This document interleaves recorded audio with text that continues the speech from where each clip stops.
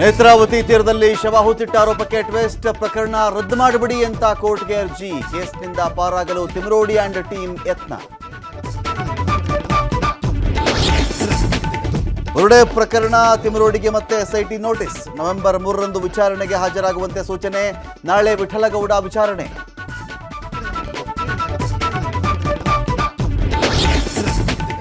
Chittapur RSS ಪಥಸಂಚಲನಕ್ಕೆ ಸಿಗುತ್ತಾ ಅವಕಾಶ. ಅರ್ಜಿ ಸಂಬಂಧ ಇಂದು ಮತ್ತೆ ಹೈಕೋರ್ಟ್ನಲ್ಲಿ ವಿಚಾರಣೆ. ಇತ್ತ ಗುರುಮಿಟ್ಕಲ್ನಲ್ಲಿ ಸಿಕ್ತು ಪರ್ಮಿಷನ್.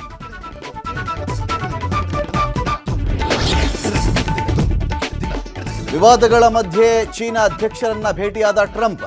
ದಕ್ಷಿಣ ಕೊರಿಯಾದಲ್ಲಿ ಅಮೆರಿಕ ಅಧ್ಯಕ್ಷ ಚರ್ಚೆ. ಜಿನ್ಪಿಂಗ್ ಒಬ್ಬ ಶ್ರೇಷ್ಠ ನಾಯಕ ಎಂದು ಹೊಗಳಿಕೆ.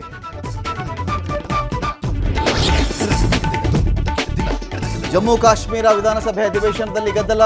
ಪ್ರವಾಹದ ಬಗ್ಗೆ ಚರ್ಚೆ ಮಾಡ್ತಾ ಇದ್ದಂತೆ ಕೋಲಾಹಲ. ಸದನದ ಬಾವಿಗಿಳಿದು ಪ್ರತಿಪಕ್ಷಗಳಿಂದ ಪ್ರತಿಭಟನೆ.